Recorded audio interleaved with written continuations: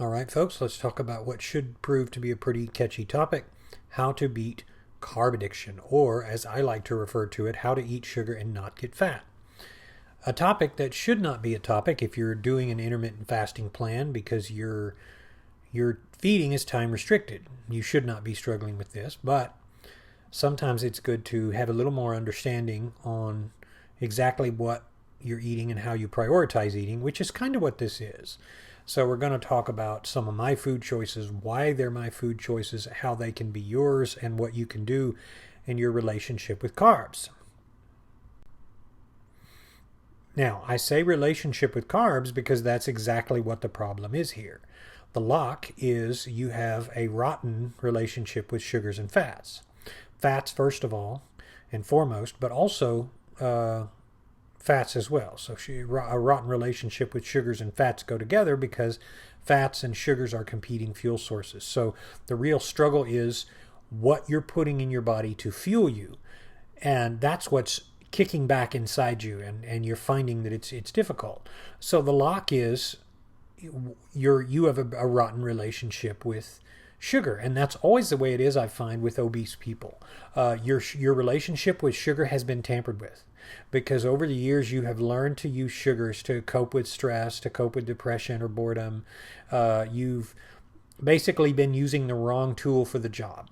Instead of dealing with your problems, you've used food as a crutch, and you developed bad habits. And then finally, when that karma catches up with you, you're all out of whack and you're twisted and just bent out of shape, and it's difficult. Well, what is the key to that? Well, again, despite the fact that you're fasting and this should not be an issue, you should only be eating at the appropriate time and you should stick with it. The issue is you have a bad relationship with sugars and fats, and the key to that is to repair the relationship. It's like having an issue with somebody in your life, and you realize that you're at odds with them, maybe a mother, a father, a spouse, and you haven't resolved a certain situation that you're in. And what do? Go to them and talk about it. If you have to, if you're married, go get a counselor and discuss the situation and figure out what it is. Sometimes somebody else has a good perspective. Well, that's what I'm doing for you today. We're in a sort of counseling session, and the focus is on how to repair the relationship, and by that I'm giving you the key to fix this. So you can see the little lock and key I cutely put over to the left there, but look on the other side. And this says a lot about why this is so important, because dealing with sugars is inevitable, because all food is sugar and becomes sugar. And we're going to talk about that in the next slide. By the way, this is really easy. It only has 2 easy steps. But that is from the January 1960 edition of Rod Serling's original Twilight Zone, which I'm such a big fan of. It's just like the original series Star Trek, the original series Twilight Zone. While all of them were really good that came after, the original series was still the best. So the gentleman in the hat in the background and in the suit is the hitchhiker, and the name of the episode was called The Hitchhiker. And in this, a woman is traveling and keeps seeing a hitchhiker, and she becomes scared. And she says, why is this man trying to get me to pick him up? I'm worried. And then she gets into several predicaments, and she has encounters with several people. Well, it turns out at the very end of the show, she makes a call back home because she's trying to get to her mother. And the maid answers the phone, and the maid says, you can't talk to her. She lost her daughter. And the woman says, wait a minute, I'm her daughter. So it occurs to her at the very end of the show that she died in an accident. And we got dark here pretty quickly, didn't we? The hitchhiker was her inevitable guide to the afterlife, her angel, her grim reaper, whatever you want to say, that's supposed to take her to the kingdom, the world of spirits, and give her passage to the next life. And she was trying to deny it, and that's why the hitchhiker kept showing up. Well, it's like that with food. In a weird way, I thought that was kind of a cool, catchy analogy here. All food is sugar, so stop doing this thing where you act like a confused, disembodied spirit trying to outrun your destiny. Your destiny is sugar, because sugar's in food, sugar's in good foods, and all foods become sugar. You have to repair this relationship. It's just like someone near and dear to you, and that's the important thing to remember. On we go. Step 1, understand that carbs are not the enemy.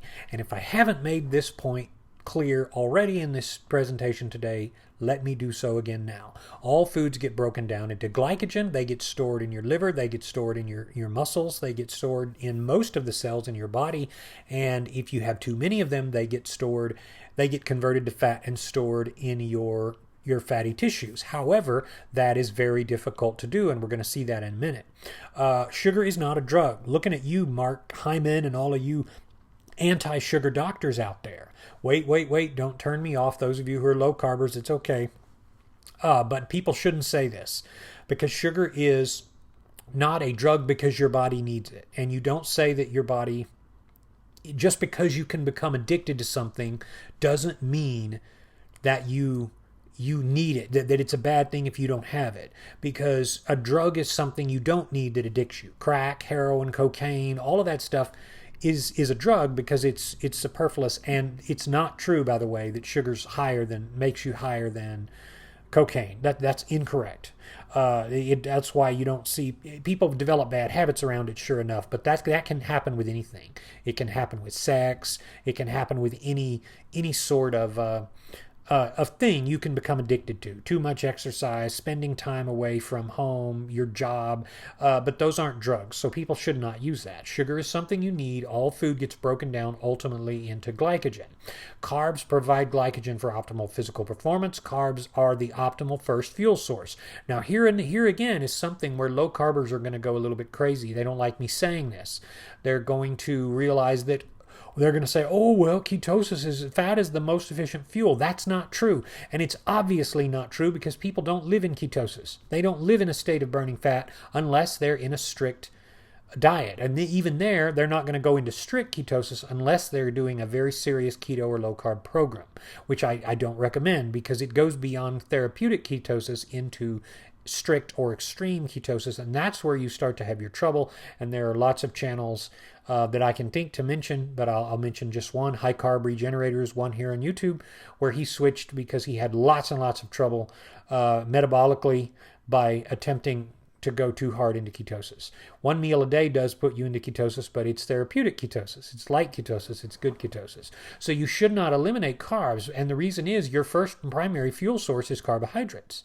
That's the natural way. Only in crisis mode is it going to switch to burning body fat, or mild crisis mode, as the case may be. You don't have enough calories, your body starts burning the water that's in you, which is why you lose water weight first. You don't start losing fat for 4 days or so. You're losing water weight, you're starting to burn. So those of you who just joined the channel the last few days, thank you for your emails. I hope your journey's going well. You're still burning water because you're not past about 3 to 4 to 5 days where gradually your body will start burning more of your fat reserves. This is a thing. Carbs allow for better blood flow and metabolic operation. Carbs, as they are available today, here's the however, here's the but, here's the change, are not optimal carbs and have no nutritional value, which has resulted in this oppositional struggle. You can see my little colored horses there in the left on the bottom, horse of a different color. So when people say, oh, sugar's bad, what they're really saying is processed sugar is bad, because that's a horse of a different color. It lacks nutritional value. It spikes blood sugar, which causes your body to be more prone to slip into a fat storage, because you're starting to put away, you're convincing your body by eating excess and junky carbohydrates, it's more easy to convince your body that it's time to store fat. That's why when you go on a binge, you're more prone to go on another binge and another binge, so that your body can flip back over to start storing fat. I've told everybody the value of a good, well-placed splurge day is that you can allow your body to get a break without going back into fat storage. That's one of the things I teach about fat storage. If you don't want to turn it on, make sure every splurge day is by itself. When you do one splurge day, it's not going to turn you back into fat storage. You're not going to start storing carbs as fat again because it's very difficult. Your body can more easily store the fat that you eat and just make it the fat you wear. And that's absolutely true, because it doesn't even have to convert it. It'll just go basically straight to your midsection of your thighs. When you start eating, on a normal basis anyway, higher carb foods that do have nutritional value, your body can use them and digest them and burn them off more easily, which allows you to have a better fasting experience without eliminating all fats, of course. I'm not saying you should do that either. You understand that carbs are not the enemy, and that's the first big step here. It's an inevitable relationship. To the right, you see that big counter of all those luscious, tasty candy bars. Well, after a while, they're not even that tasty. I don't even want those things because, as we're going to see in the next couple of slides, I've made peace with carbs. So should you. So how do we do that? Step 2. Step 2 has two little parts, Step A and Step B. Step 2A, Step 2B. First, choose your carbs which absorb directly into the cell. What do I mean by that? Choose healthy carbs and put them in your life. More to come on that. Second, you still aren't letting carbs take over. See cardinal principle number 5. Now, for those of you who have not seen my cardinal principles video, I'll link to it, of course. It is one of the more recent remakes I have made on this channel. But number 5 says, pay your hunger debt and you will never owe your body anything. This is another problem I have with people who rely too much on high-fat diets. It's not the fact that you're getting high-fat or animal products or anything like that. That's fine to have as part of your diet. I do myself. The issue is kicking out and not allowing your body to have anything that you think is, quote, addictive. That's allowing the addiction to win. That's why I could never be a low-carber, because you have to honor principle number 5. And that says, pay your hunger debt and you will never owe your body anything, which is an important principle. You understand that there's nothing wrong with having some of what you're craving and of what you want, because sugar's not a drug. It can become a drug, but it's not a drug, and you shouldn't think of it that way. Stay with your intermittent fasting plan. You can have it, but not right now. One of the most common things I've said. And at the end of the day, folks, if you can't control yourself, then you are a fat statistic. Look, we need people like you. We need people like you to have to buy several seats on an airplane. We need people like you to get online and go blogging and looking for all of these different diets that you keep chasing down and can never find peace with. And you go and look for an easier way. You look for a quick way. We need people to drive up medical care costs and make it to where children or young adults can't join the military because they can't pass the physicals. I'm being sarcastic there. I'm saying if you can't control yourself, you are a fat statistic. This is why it's tough. If it were easy, everyone would do it. But if you make alliance with the carbs you need, you will find that this is not going to be a thing for you. And we're going to explain in the next slide why. But before we do, look at John Lithgow there, one of my favorite actors. This is from the 1993 movie Cliffhanger. And he plays the villain, but he's an experienced pilot. And they're feuding on a mountain, he and some other people. If you haven't seen the movie, it was a great movie. And he comes to a point where he gets on the radio and everybody around him hates him, but he's the only one who can fly him off the mountain. Otherwise, they freeze to death up there. And he says, "You want to kill me, don't you? Well, take a number and get in line." Meaning, because he made all of the right alliances, they needed him. And it's the same thing with your body. If you make alliances with the carbs you need, you will not find yourself in a situation where you end up needlessly craving something and having to just breathe and drink a whole bunch of water all day.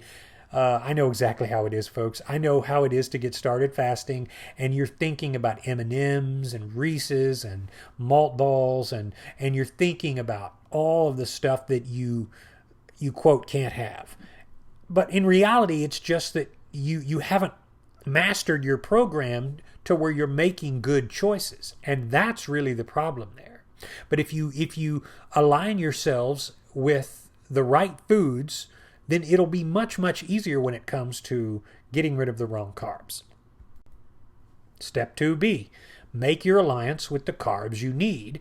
Step 2, I call these fallback carbs, and this is something on this channel I've not really talked a lot about because I haven't used the term fallback carbs, but that's what they are. I know what carbs I want and can have, and I keep them close and have them often. And we're going to look at the picture there. I know I will feel and be better with them. So let's look. At the top left is pasta. That's lentil pasta, but sometimes I just use regular whole wheat pasta. And it has sesame seeds on it, a little bit of nutritional yeast, and it has some olive oil for taste. Under that, of course, is white rice, and it's the most beautiful thing under heaven. I always love rice. Of course, potatoes. And go over to, you can see the black beans with a little bit of pico de gallo, and then, of course, the fruit, which I also love. But if you look at the oats, here's what I do. I don't think anyone else does this. I take dry, old-fashioned organic oats. I put them in a bowl. I throw some pumpkin seeds on there that are raw, or peanuts or whatever I want, just a few peanuts. And I take syrup, and it's either corn syrup or maple syrup. And I smother it, and I stir it around to where it's just like a granola bar. But it's healthier because it allows for slow absorption. For those of you who do not know, oatmeal is a slow release supercarb because it manages to keep you full even if you have it with brown sugar, which I sometimes do. Sometimes I just sprinkle some brown sugar on there and just let it with the syrup, and it's even more sweet. And I'll find that when I get up and it's time to eat my daily meal, I'll allow myself to have a day of eating nothing but carbs at the meal like you see right here. Now, granted, I'm not in really a weight loss phase right now. I've been maintaining for all these years, but I still allow myself to eat as much as I want. And if you don't, you can control this and make a meal out of this just the same. Just do the one plate rule, or if you're not going to do the one plate rule, do a couple of bowls or something like that. But don't worry about that, especially if you're eating high carb. And I challenge you to do this. If you use oatmeal when you get a craving, you have a fallback carb that is also a meal. Because oats are so substantial, and because I don't cook them, I eat them raw like this, what you will find is it goes through your system and ends up not spiking blood sugar and ends up making you feel more satiated throughout the day, just like black beans do. Fruit is the same way. If you use it in the right way, what you will find is it plays a normal part in your life and it curbs your sweets. If you break down and you go out and you binge on the bad stuff, all of those colorful candies we saw in the last couple of slides, or 2 slides ago, that's when you find that you get more prone to getting out of control because you haven't made your alliance stick. Now, as far as combining carbs and fats, I do use a little bit of extra virgin olive oil when I eat high carb, low fat, plant-based, which is what this is. I don't always do that, but I do it when I do it. But what you will find is if you have days that are very high carb days to go with your days that are not high carb days, you're going to find that it's going to help permeate your understanding in a much more sustainable way. So when those cravings come up throughout the day, and you say to yourself, where do I get the motivation to get through this?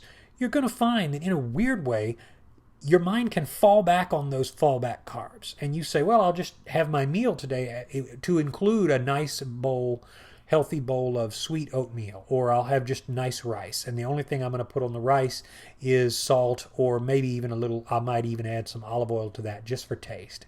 And it will taste really, really good. I might add some liquid aminos or something else to that.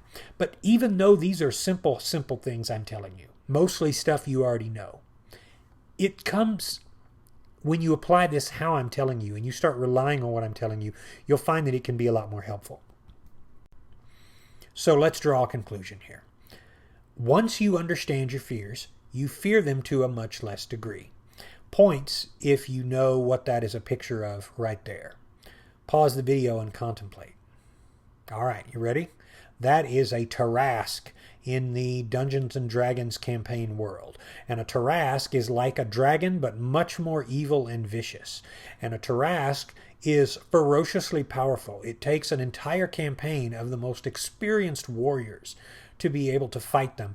They're so evil that it takes only one per planet because it draws from the energy of all of the earth and is so horrible and terrifying that they're only seen about once every 50 years. And when they show up, they liquidate entire towns and consume all of the souls that are there. They're so hideous that even being in their presence within a mile or two will make most people fall into the fetal position.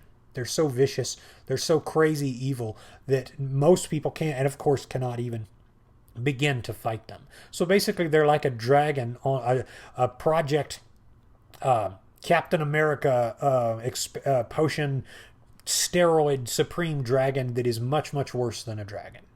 So that's, I thought, much more cool to put in there as opposed to Alice in Wonderland or something like that. But once you understand your fears, you no longer see it as a sort of Jabberwocky. to use the Alice in Wonderland illustration, or here, a Tarrasque. Once you understand that, you don't worry about carbs. You don't worry about having the same level of self-control. You maintain self-control. You stay with your plan, but you don't fear because you understand the purpose of all things. And once you understand the purpose, you can repurpose. We started about talking about carbohydrates and their role. Once you understand that, folks, it changes your perspective, because now you don't have to look at things as bad. There are no truly bad carbs, especially when you've made alliance with good carbs. Once you do that, your life changes. And the fasting journey that you already love and look forward to and are hoping will change your life can be more empowered to help you succeed, with you feeling the benefits sooner rather than later. Happy fasting, friends.